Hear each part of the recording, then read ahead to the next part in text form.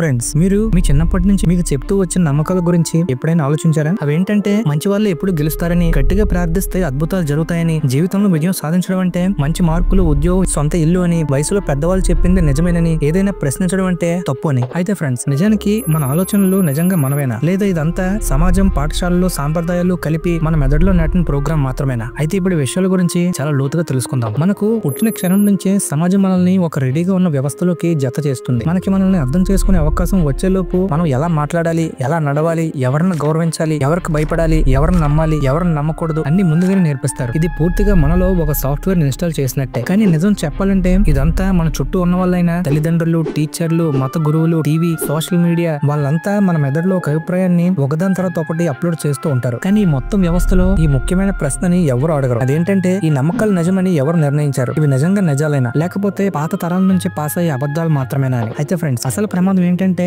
మనం చిన్నప్పటి నుంచి నమ్ముతూ వస్తున్న నమ్మకాలని ఎప్పుడూ ప్రశ్నించకపోతే అవి మన మనసులో నిశ్శబ్దంగా డిఫాల్ట్ సెట్టింగ్స్ లా అయిపోతాయి. అవి మన మనస్సు వెనక నుండి మనం తీసుకునే ప్రతి నిర్ణయాన్ని ప్రభావితం చేస్తూ ఉంటాయి, మనం గుర్తుంచుకుండానే. అప్పుడు మనం ఇలా పెరుగుతాం. మనం పేదవాడిని చూస్తే సోమరి లేదా మూర్ఖుడు అనుకుంటాం, ఎందుకంటే ధనికుడే తెలివైన వాడు అనేది మనకి ఎప్పటి నుంచో నాటిన నమ్మకం కాబట్టి. తెల్లగా ఉన్న చర్మం చూస్తే అందమని అనుకుంటాం, ఎందుకంటే యాడ్స్ అన్ని అదే చెబుతున్నాయి కాబట్టి. పెళ్లి చేసుకుంటే జీవితం పూర్తయింది అనుకుంటాం, మనకి ప్రేమ లేకపోయినా సరే. మార్కుల్ని ఇంటెలిజెన్స్ తో పోలుస్తాం, నిజానికి వాస్తవ జీవితంలో మన సమస్యను ఛేదించగలిగే బుద్ధి లేనప్పటికీ. అలాగే సాంప్రదాయం ఎప్పుడు సరైనది అనుకుంటాం, కానీ ఆ సాంప్రదాయం అన్యాయం, పాతది లేదా హానికరమైనది అయినా సరే. ఇప్పుడు కాసేపు ఇలా ఆలోచించండి, ఈ నియమాలు మనకి ఎవరు చెప్పారు? మనకు మనమే కనుక్కున్నవా, లేక మనకు తెలియకుండానే మనల్ని బ్రెయిన్ వాష్ చేసి మనలో నెమ్మదిగా నాటారా అని? అయితే ఇక్కడే అసలైన ముప్పు మొదలవుతుంది. అది ఎలా అంటే, ఈ నమ్మకాలు మన మనసులో ఉండిపోవడమే కాదు, ఇవే మన నిర్ణయాలను, మన దృష్టికోణాన్ని, మన ఆత్మవిశ్వాసాన్ని ఆడిస్తుంటాయి. ఉదాహరణకు, మనం ఒక పని పిల్లవాడిని చూసి ఇతను జీవితాంతం ఇలాగే గడపాల్సి వస్తుంది అనుకుంటాం, కేవలం అతని నేపథ్యం వల్ల. అలాగే మనం ఒక నల్లటి చర్మం గల అమ్మాయిని చూసి ఆమె అందంగానే ఉంది కానీ అని అంటాం, అందానికి ఒక రంగు కోడ్గా ఉన్నట్టు. అలాగే మనకి స్కూల్లో 70 మార్కులు వస్తే మనం ఫెయిల్ అయ్యాం అనుకుంటాం, ఎందుకంటే విజయానికి 90 మార్కులే ప్రామాణికం అన్నట్టు మనకు ఎవరో చెప్పారు కాబట్టి. అలాగే మనం మనకు ఇష్టం లేని ఉద్యోగంలోనే ఉండిపోతాం, ఎందుకంటే అదే స్థిరత్వం అని అందరూ చెబుతున్నారు కాబట్టి. ఎందుకంటే బాధాకరమైన విషయం ఏంటంటే, ఇవి నమ్మకాలని మనం మన పిల్లలకు కూడా బోధిస్తాం, మనం ఎలా పెరిగామో అలాగా. అలా కొన్ని అబద్ధపు నమ్మకాలు తరతరాలు శాపాలుగా మారిపోతాయి. ఇక్కడ మరింత విచిత్రం ఏంటంటే,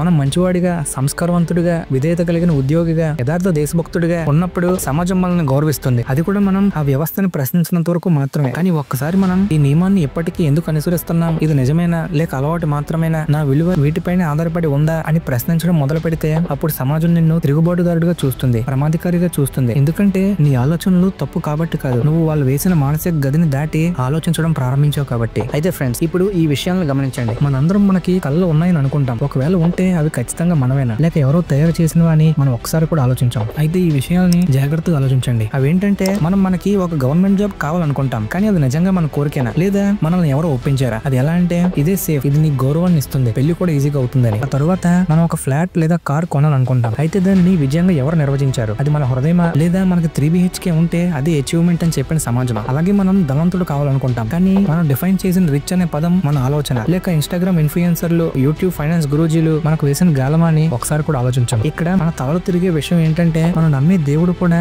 నిజంగా మన ఎంపిక అని మనం ఇప్పుడు ఆలోచించాం, ఎందుకంటే మన జనన ధృవీకరణ పత్రం ద్వారా అది మనకు కేటాయించబడింది కాబట్టి. అది ఎలా అంటే, మనం ప్రతి మతాన్ని అధ్యయనం చేసి ఆ తర్వాత నమ్మిన వాళ్ళం కాదుగా. మనం జన్మించాం, ఎవరిని ప్రార్థించాలో చెప్పారు, ఏ పూజలు చేయాలో చెప్పారు, విశ్వాసం ఇన్స్టాల్ అయిపోయింది. అయితే ఫ్రెండ్స్, ఇది విశ్వాసం కాదు, ఇది ప్రోగ్రామింగ్. అయితే ఫ్రెండ్స్, ఇది మన తప్పు కాదు, ప్రతి వ్యవస్థ ఇలానే పనిచేస్తుంది. మనం భూమి అనే పదాన్ని అర్థం చేసుకునే లోపే ఆ భూమిని ప్రేమించడం నేర్పిస్తారు. ఇక్కడ అసలైన ట్విస్ట్ ఏంటంటే, ఎవరైనా మన నమ్మకాన్ని ప్రశ్నిస్తే మనకు వేగంగా కోపం వస్తుంది, కానీ ఆ నమ్మకాన్ని మనమే ఎంచుకున్నామని మనం ఎప్పుడు ఆలోచించాం. అయితే ఫ్రెండ్స్, ఇక్కడ మంచి వ్యక్తిగా ఉండడం అనేది కూడా ఒక బాట పెట్టిన నిర్వచనమే. అది ఎలా అంటే, ఉదయాన్నే లేచి మద్యం తాగకుండా పెద్దవారిని గౌరవిస్తూ సాంప్రదాయాన్ని పాటిస్తే ఎవరైనా సరే మనల్ని మంచివాడని అంటారు. కానీ ఎవరైనా దయగా ఉండి, నిజాయితీగా ఉండి, కష్టపడి పనిచేసి కానీ సాంప్రదాయాన్ని పాటించకపోతే వేరొక రకంగా ఉన్నాడని అంటారు. అంటే మనకు మంచితనం అంటే సమాజం రాసిన స్క్రిప్టే, సత్యం, దయ, నిజాయితీకి సంబంధం లేకుండా. అయితే ఫ్రెండ్స్, మీరు భయపడే ఒక విషయాన్ని చెప్తాను, జాగ్రత్తగా ఉండండి. మనం మన జీవితం అనుకుంటుంది నిజంగా మనదేనా, లేదా ఎవరో ఆ డిజైన్ లో మనల్ని బంధించి మన వ్యక్తిత్వాన్ని ప్రోగ్రామ్ చేశారా? అయితే ఇలాంటి ప్రశ్నలను ఎవరు అడగరు, ఎందుకంటే